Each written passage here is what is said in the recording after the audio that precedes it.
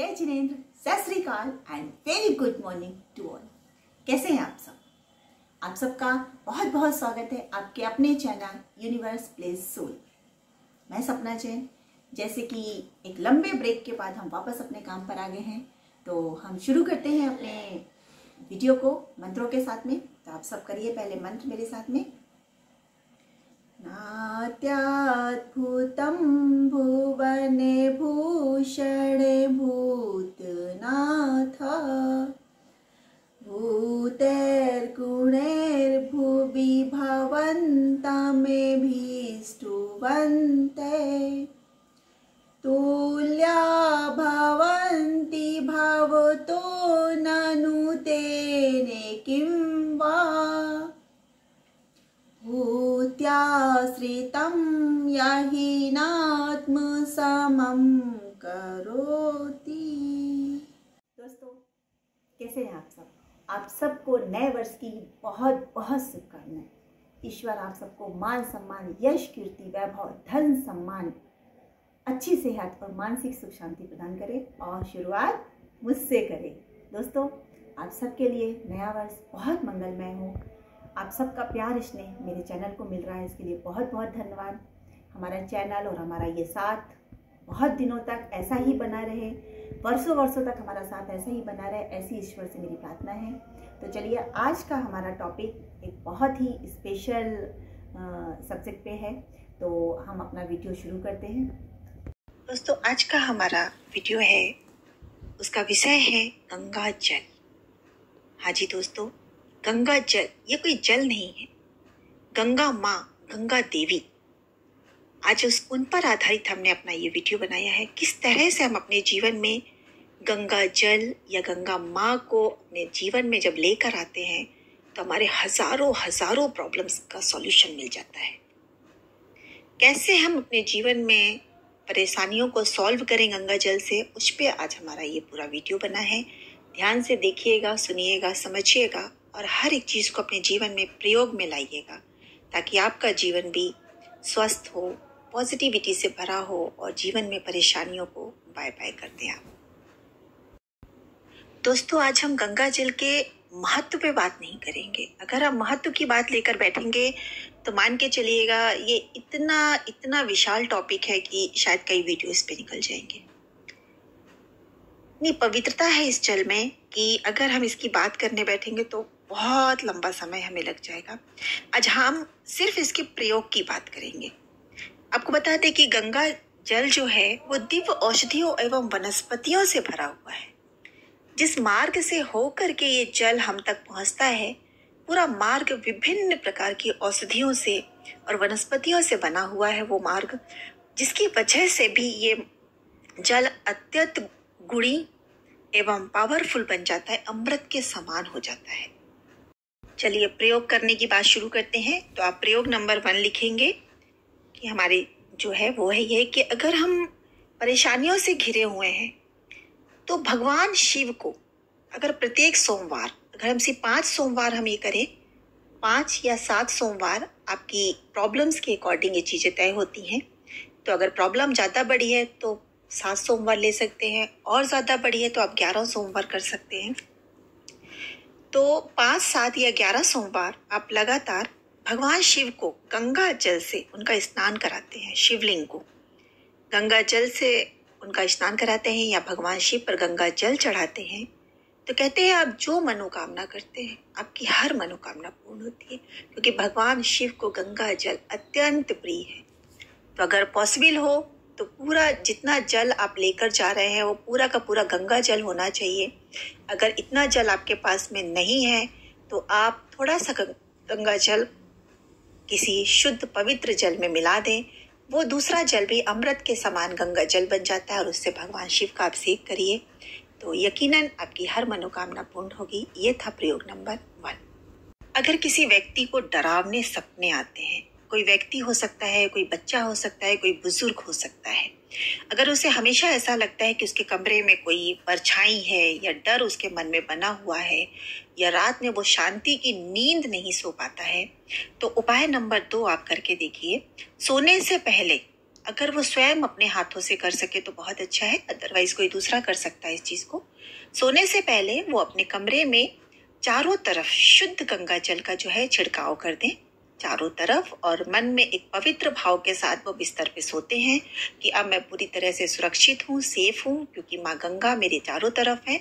ऐसे अगर उनके मन में ये विचार आएंगे और इस तरह से छिड़काव करके अगर वो सोते हैं तो उनको डरावने सपने आने बंद हो जाते हैं। उपाय नंबर 3, अगर बच्चा काफी चंचल है, पढ़ाई में उसका मन नहीं लगता है, तो एक छोटा सा उपाय करके देखिएगा। आपका जो भी घर का पूजा कक्ष है, पवित्र मंदिर है, वहां जा सकते हैं, वहां बैठ सकते हैं अपने घर के, और नहीं पॉसिबल है तो आसपास में जो भी मंदिर है वहां जाके आप कर सकते हैं। किसी शुद्ध बर्तन में, अगर आपका बर्तन चांदी का है, कांच का है या फिर तांबे का है तो बहुत अच्छा है, नहीं है तो फिर आप स्टील का बर्तन भी ले सकते हैं, मिट्टी का पात्र भी ले सकते हैं। थोड़ा सा शुद्ध बर्तन को शुद्ध करके आप उसमें गंगा जल को रख लीजिए। गंगा जल को रखने के बाद में आप भगवान के सामने 108 बार गायत्री मंत्र पढ़ सकते हैं। गायत्री मंत्र का पाठ करिए और मन में विचार करिए कि ये जो मेरा बच्चा है, ये थोड़ा सी इसकी चंचलता कम हो जाए, इसका पढ़ाई में मन लगने लगे। ऐसी भावना करके आप भगवान के सामने बैठ करके आप जाप करिए, और वो जल जो मंत्रित हो जाता है उस जल को फिर आप बच्चे को पिला दीजिए। ऐसा अगर आप 7 दिन लगातार करते हैं या 21 दिन लगातार करते हैं तो यकीन मानिए आपके बच्चे के स्वभाव में आप परिवर्तन स्वयं देखेंगे। एक उपाय और करके देखिएगा, उपाय नंबर 4, अच्छे स्वास्थ्य के लिए कर सकते हैं, अच्छी बुद्धि के लिए। अच्छी बुद्धि से मेरा मतलब होता है कि लेकिन लोगों के पास बुद्धि तो बहुत होती है पर उसे कुबुद्धि बोल सकते हैं। जब अच्छे विचार आपके दिमाग में ना आए, मन हमेशा गंदगी की तरफ दौड़े, काम हमेशा आप ऐसे करते हो जिससे किसी का भला नहीं नुकसान ज्यादा होता हो, जब ऐसी सारी चीजें हों तो डेफिनेटली कहीं ना कहीं सुधार की जरूरत है। तो एक छोटा सा उपाय कर सकते हैं, आप स्वयं कर सकते हैं अगर आपको ये फील हो जाए तो, अदरवाइज जो भी आपके घर के सदस्य अगर आप में चेंजेस लाना चाहते हैं वो आपके लिए कर सकते हैं। ये उपाय सभी के लिए है, घर में सभी के लिए आप कर सकते हैं अच्छे स्वास्थ्य की कामना के साथ में। एक पात्र ले लीजिए, उसमें गंगा जल ले लीजिए थोड़ा सा, और कुछ तुलसी के पत्ते डाल दीजिए, 7 पत्ते, हमेशा 7 को पवित्र माना गया है इस गिनती को। 7 या 11 पत्ते आप तुलसी के ले सकते हैं, और उसमें 2 इलायची जो है खोल करके डाल दीजिए, और इसके बाद में इसे भगवान के सामने रख दीजिए। ओम नमः शिवाय की एक पूरी माला आप उनके सामने करिए, और बहुत ही पवित्र मन से करेंगे ओम नमः शिवाय का जाप, और माता अन्नपूर्णा से प्रार्थना करेंगे कि हे ईश्वर, मेरे परिवार में जो भी सदस्य हैं सब निरोगी रहें, सभी की बुद्धि विवेक अच्छी तरह से काम करे और उन्हें अच्छा स्वास्थ्य प्रदान करें। इस भावना के साथ में आप उस जल को सबको पिला दीजिए घर में। आप ये उपाय प्रतिदिन कर सकते हैं, प्रतिदिन करिए इस उपाय को, और साथ में पिलाने के अलावा भी अगर आप चाहें तो इस जल को, इस पवित्र जल को आप खाना बनाने में भी यूज कर सकते हैं। आप घर के में जैसे दूध है, दूध में मिक्स कर दीजिए इस जल को, तो जब भी घर के सारे सदस्यों को ये दूध चाय के रूप में या ऐसे भी मिलेगा तो वो सारी चीजें जो आपने पवित्र भावनाओं के साथ भगवान से बोली हैं, गंगा जल और माता तुलसी के साथ बोली हैं, वो सब इसमें मिक्स होकर के आपके पूरे परिवार को निरोगी बनाएंगी, उनकी बुद्धि और विवेक को सही करेंगी। इस तरह से आपका पूरा परिवार स्वस्थ हो जाएगा और निरोगी रहेगा। उपाय नंबर 5, दोस्तों एक काम करिएगा, घर में सुख शांति की अभिलाषा हर इंसान की इच्छा होती है कि हर इंसान चाहता है कि मेरे घर में सुख शांति, सुख समृद्धि बनी रहे। छोटा सा उपाय है, करिएगा अवश्य। एक छोटा सा पात्र ले लीजिए, उसमें थोड़ा सा हल्दी, थोड़ा सा कुमकुम और कुछ केसर डाल दीजिए, और उसमें गंगा जल की कुछ बूंदें डालकर उसे एक लेप बना लीजिए। इसके बाद आप किसी भी महीने की जो पवित्र एकादशी होती हैं, कुछ पवित्र एकादशी जो लगभग हर महीने आती हैं, जैसे डोल 11 हो गया, देवशैनी एकादशी, देव उठानी 11, और भी अन्य एकादशी होती हैं। इस किसी भी एकादशी में आप जो है, और खास तौर से शुक्ल पक्ष की एकादशी हो तो बहुत अच्छी है, उसको लेके चलेंगे आप। तो इन एकादशी में आप अपने घर के मुख्य द्वार पे स्वस्तिक बना दीजिए, जो मैंने बताया, जिन जिन सामग्रियों की बात मैंने करी, उन सामग्री को आपस में मिला करके अपने राइट हैंड की जो अनामिका उंगली होती है उससे अपने घर के मुख्य द्वार के दोनों तरफ स्वास्तिक बना दीजिए।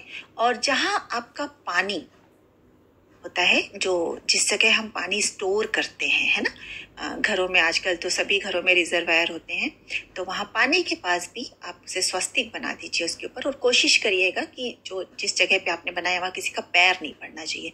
मुख्य द्वार पे तो पैर नहीं पड़ेगा, वो आप ऊंचाई पे दीवार पे बनाएंगे, लेकिन पानी वाली जगह की बात मैं कर रही हूँ, तो वहां पे पैर नहीं आना चाहिए, किसी का पैर नहीं पड़ना चाहिए। तो इस तरह से आप स्वस्तिक बना दीजिए और आप देखेंगे कि आपके घर में सुख समृद्धि हमेशा बनी रहेगी।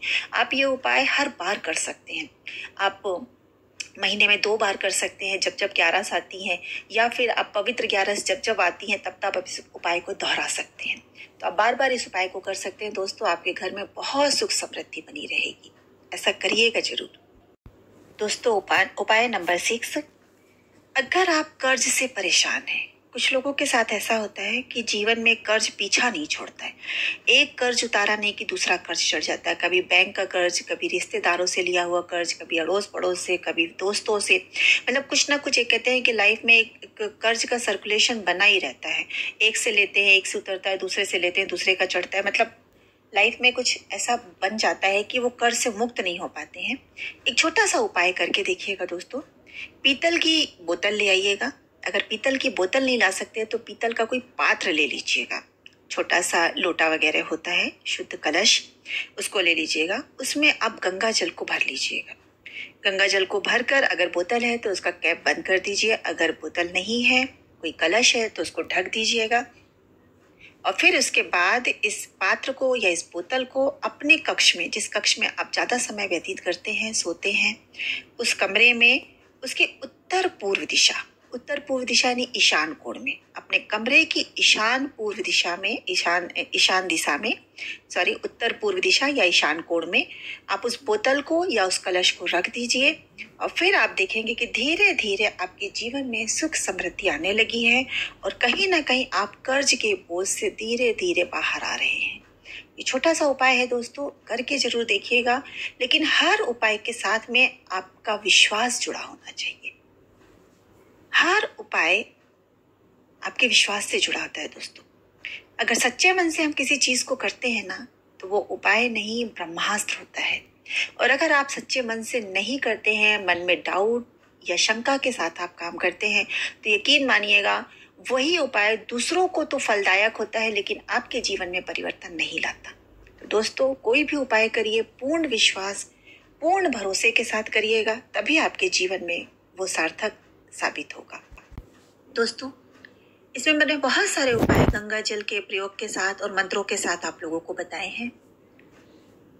जो जैन भाई बहन इसमें जुड़े हुए हैं, वो चाहें तो इसमें रमोकार मंत्र और आदि प्रभु के मंत्र के साथ इस प्रयोग को कर सकते हैं।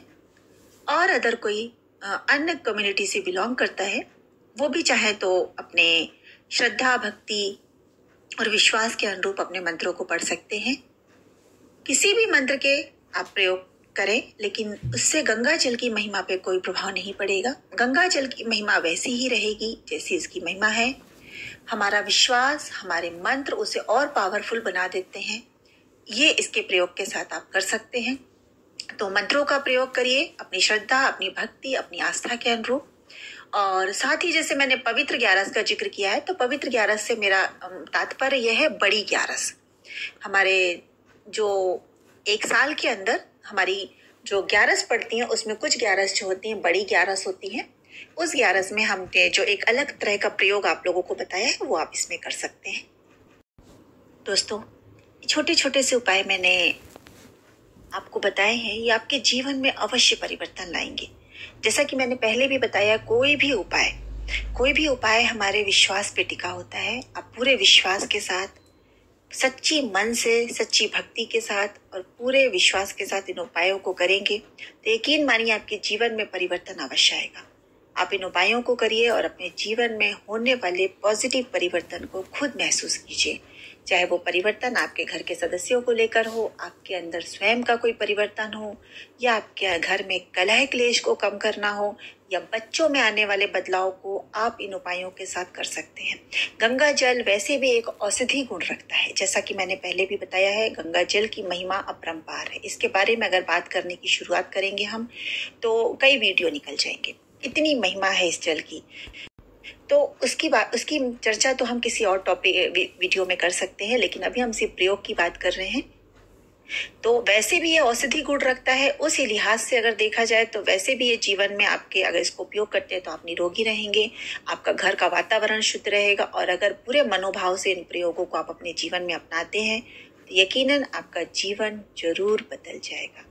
तो दोस्तों, इन उपायों को आप अवश्य करिए, खुद भी इन उपायों का उपयोग करिए, प्रयोग करिए अपने जीवन में। साथ ही अपने जो पहचान वाले हैं उन दोस्तों के साथ शेयर कीजिए, ताकि उनके जीवन में भी पॉजिटिव परिवर्तन आए, उनके जीवन में भी खुशियाँ आए और वो आपको थैंक यू बोले, जिस तरह से मैं आपको थैंक यू बोल रही हूँ, क्योंकि आप लोग मेरा वीडियो देख रहे हैं, शेयर कर रहे हैं और मुझे अप्रिसिएट कर रहे हैं। मुझे बहुत अच्छा लगता है। थैंक यू सो मच दोस्तों, थैंक यू सो मच।